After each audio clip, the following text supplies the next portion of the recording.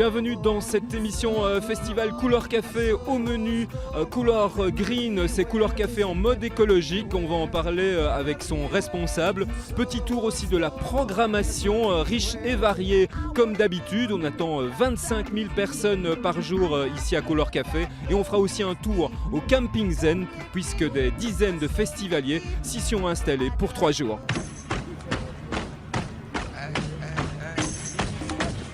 On le sait, un Couleur Café, il y a des centaines de volontaires qui y travaillent avant, pendant et après et ils font la réussite de cet événement bruxellois. J'ai avec moi le responsable des volontaires, Christophe Folino. Alors Christophe, c'est une organisation incroyable. D'abord, combien de volontaires comme ça sur ce festival ?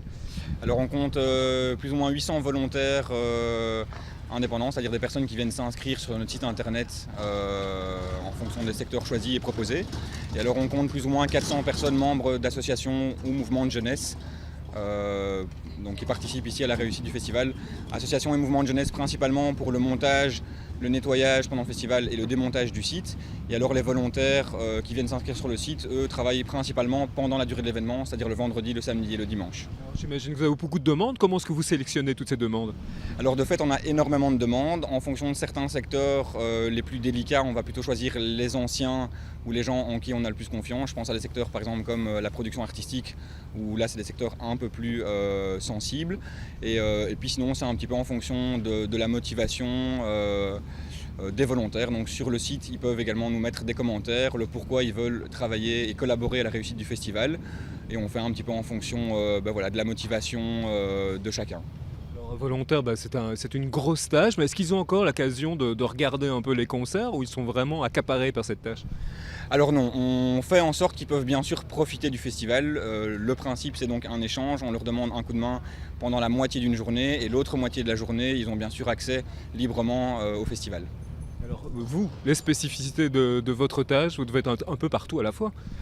C'est ça, alors pendant l'événement, de fait, les volontaires, ça demande énormément d'attention, plein de petites questions, mais aussi de l'organisation. Parfois on est en manque de volontaires dans certains secteurs, donc il y a également de la recherche de dernière minute, briefer les équipes, les mettre à chacun à leur poste, voir que tout le monde est bien présent et travaille bien évidemment. Donc ça demande de fait pas mal d'organisation. J'imagine que vous êtes aussi fan de musique. Est-ce qu'il y a un artiste que vous attendez particulièrement cette année ? Alors cette année, mon petit coup de cœur, c'est un Wanted. Donc chaque année, on a un appel à talent belge, le Wanted. Et cette année, il y a Delvis qui se produit dimanche sur la scène Move, qui est mon coup de cœur cette année. Voilà, une voix anversoise que j'aime beaucoup.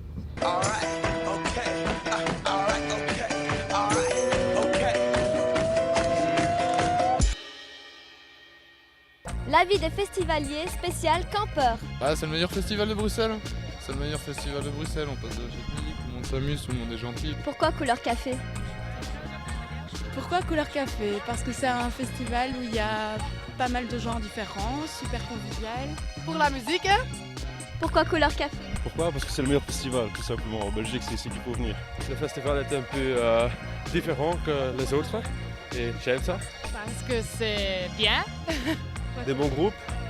Des bons groupes, une bonne affiche pour pas cher. Pour quel artiste vous êtes venu ? Macklemore. Il y a Morgan Heritage, Tyrus Riley, Monsieur Parker et Macklemore et Matisse Yahoo. Patrice. Patrice aussi. Ouais. Xavier Ruth et Silo Green. Alors à Couleur Café, tout est fait ici pour que les festivaliers ne s'ennuient jamais. Vous avez le Couleur Café, le Solidarity Village, le Palais du Bien Manger. Mais évidemment, Couleur Café, c'est un festival de musique. Alors l'affiche 2013 a séduit les festivaliers, on les comprend. Petit tour de la programmation en commençant par ceux que tout le monde attend, Macklemore et Ryan Lewis. 30 ans, né à Seattle, Ben Haggerty alias Macklemore et Ryan Lewis, ce sont les locomotives de cette 24e édition de Couleur Café. Samedi, il y aura certainement embouteillage devant la scène Titan pour danser sur Can't Hold Us et Thrift Shop. That's a cold ass honky. Rolling in hella deep, headed to the mezzanine. Dressed in all pink, set my gator shoes. Those are green draped in a leopard mink. Girl standing next to me. Probably should have washed this. Smells like R. Kelly sheets. Couleur Café 2013 ne manque pas de tête d'affiche. Ce vendredi par exemple, Faithless en DJ set, Nekia, Aloe Black, Néné Cherry ou encore Wyclef Jean seront sur le site de Tour et Taxi. shoot first and glass. How long? Ce vendredi aussi, grand moment sur la scène Move avec la présence de Saul, tout auréolé du succès de son duo avec Charlie Winston.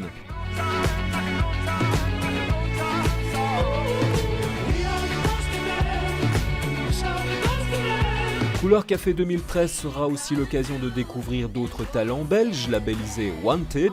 On ne peut que vous conseiller 2 artistes hip-hop, une fille, Coeli, et un garçon, Gandhi. Ça fait longtemps que tu me vois pas. Rayon découverte Spicy, une Canadienne originaire d'Haïti, proposera son soul jazz samedi sur la scène Move.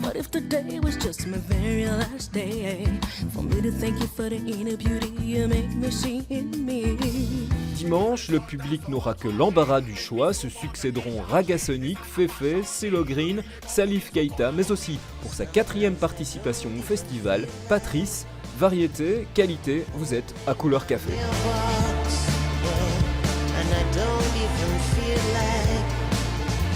Trier, manger ou alors se déplacer de la manière la plus green possible, eh bien c'est entre autres ici l'affaire à Couleur Café de Michel Durieux qui est avec nous. Alors Michel Durieux, mais ça fait quelques années déjà que Couleur Café essaye de réduire son empreinte écologique comme on l'appelle. Alors c'est en 2007 qu'on a commencé à vraiment réfléchir à cette grande dimension en se disant qu'on est une petite ville dans la ville avec entre 70 et 80 000 personnes qui viennent sur ce festival, qui consomment, qui doivent manger, qui doivent boire et évacuer des déchets. Et donc on s'est poser la question de savoir comment être le plus durable possible. Alors on s'est basé sur une empreinte écologique qui mesure le poids de chacun des secteurs. On s'est rendu compte que les 3 premiers secteurs qui étaient le plus impactants, c'était effectivement l'alimentation, la mobilité et puis aussi tout ce qui était déchets, la production de déchets, comment on traitait ces déchets-là. Et concernant les déchets, on a étudié le fait de pouvoir suivre les filières, créer les filières ou utiliser celles qui étaient déjà pour évacuer le plus de déchets possible dans les normes du recyclage avec un contrôle sur les filières. Et l'année passée, 5 ans plus tard, on remesure l'empreinte écologique avec de très très bons résultats dans les 3 domaines principaux. L'alimentation, végétarien, on pollue beaucoup moins, le transport avec tous les accords avec les transports publics de la ville de Bruxelles, de la région bruxelloise, et au niveau des déchets, on est arrivé à gérer 50% du tonnage, donc on est arrivé à 60 tonnes de déchets produits par les festivaliers, ce qui fait à peu près 800 grammes par personne, ce qui est déjà un record en soi en termes de festivaliers en général. Et sur ces 60 tonnes, on arrive à en gérer 30, en recycler 30, et donc 30 uniquement pour ce qui est ce qu'on appelle le tout venant. Pour ce travail écologique, vous avez même été primé. C'est vraiment Couleur Café, un festival à la pointe, je dirais même en Europe, pour le côté écologique. Oui, osons se donner quelques compliments parce que on est un des seuls festivals à imposer aux restaurateurs, les 50 restos qui sont ici avec leur cuisine fabuleuse, des couverts biodégradables et des assiettes biodégradables. Ce qui fait qu'après le repas, ça passe dans une seule poubelle et donc ça peut passer après en biocompostage. On est aussi un des seuls festivals, mais les autres sont en train de se dire c'est peut-être le mieux à utiliser un gobelet biodégradable, un gobelet qui est fait en matière végétale, qui quand il est recyclé, eh bien, peut reproduire ces mêmes gobelets. Donc on arrive sur les 350 000 gobelets produits pour ce festival en matière végétale, on arrive à recycler à peu près 280 000, donc c'est énorme. Voilà, donc ça veut dire que quand même on arrive à contrôler ces boucles-là et faire en sorte que l'empreinte baisse grâce à toutes ces petites démarches-là. Des démarches petites mais très importantes en énergie, en temps de travail et de réflexion. Alors Couleur Café, c'était un festival de musique. Ma dernière question, vous avez vu l'affiche comme tout le monde, est-ce que vous attendez un artiste en particulier ? Moi j'attends tous les artistes, évidemment, je suis passionné par tout ce qui se dégage ici en termes de musique métissée, rencontre nord-sud. Un artiste que j'aime particulièrement, c'est Matisse Yahou, voilà pour le citer, c'est un artiste dont on attend beaucoup, prestations divines, magiques, présence sur scène extraordinaire, donc voilà, une petite préférence, c'est celui-là, mais bon, ils sont tous dans une énergie et on les attend tous avec un grand sourire. Toute l'actualité de Couleur Café, vous pourrez la retrouver sur le site internet de Télé Bruxelles, mais aussi sur la page Télé Bruxelles officiel. Quant à moi, je vous souhaite une bonne soirée. On se retrouve demain pour un deuxième numéro de festival Couleur Café.